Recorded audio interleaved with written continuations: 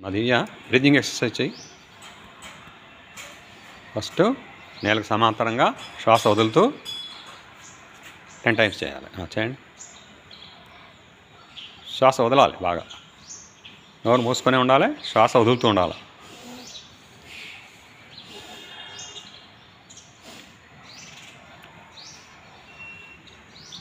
పదిసార్లు అయిన తర్వాత 30 degrees లీప్ చేయాలి.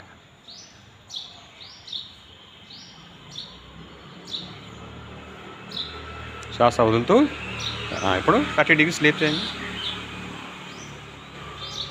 పైకి, అంత పైగా 30 degrees రైట్. శ్వాస వదులుతూ, తీసుకునే దాని మీద కాన్సన్ట్రేట్ చేయొద్దు, వదిలే దాని మీద కాన్సన్ట్రేట్ చేయాలి. ఇట్లా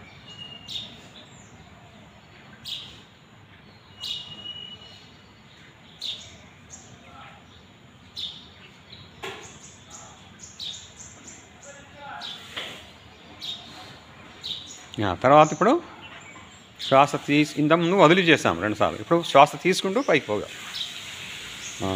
మడమలు లేపుతూ చేయాలి. శ్వాస తీసుకుంటూ పైకి పోవాలి. అలా 10 సార్లు చేయండి.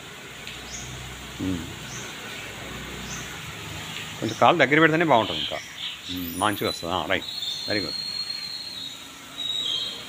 శ్వాస తీసుకుంటూ పైకి, మడమలు లేపుతూ పైకి, ఇలా 10 సార్లు మినిమం చేయాలి.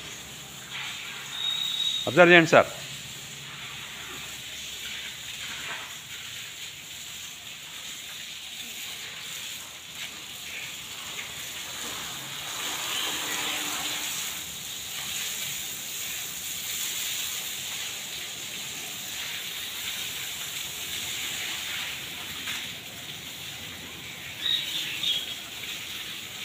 గుడ్. 10 సార్లు అయినాక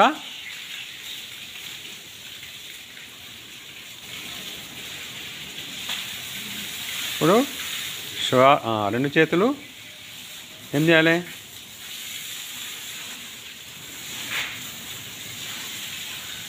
శ్వాస తీసుకుంటూ వెనక్కి వెళ్ళి అక్కడ ఆగి శ్వాస వదులుతూ ముందుకు రావాలి.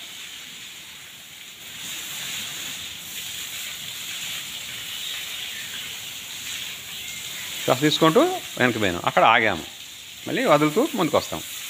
అట్లా 10 సార్లు చేయాలి. ఓకే. ఆగడాన్ని కుంభకం అంటాం. ఆగడాన్ని ఏమంటారు? కుంభకం. కుంభకమా?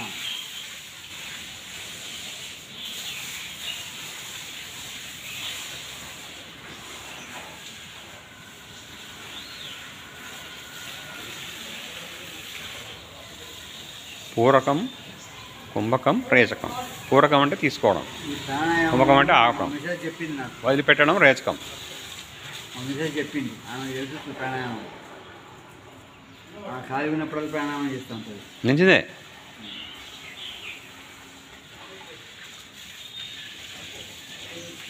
ఆ, 10 సార్లు చేయాలి. మంచిదండి. ఆగండి, పోదాం. తర్వాత అయిందా? ఇప్పుడు ఏం చేయాలి? శ్వాస తీసుకుంటూ వెనక్కి పోయి శ్వాస వదులుతూ ముందుకు రావాలి.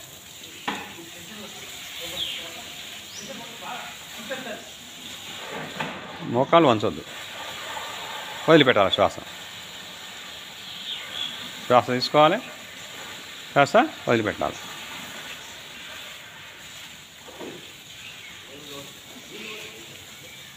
మోకాలు వంచకమ్మా, మోకాలు వంచకూడదు.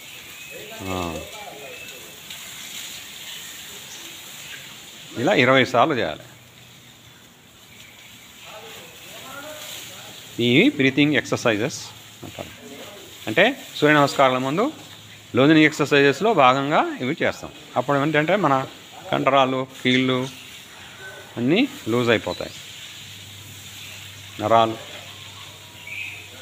ఈజీగా చేయగలుగుతాం. మన బాడీని సూర్య నమస్కారాలు చేయడానికి సమాయత్తం చేస్తున్నాం అన్నమాట వీటి ద్వారా.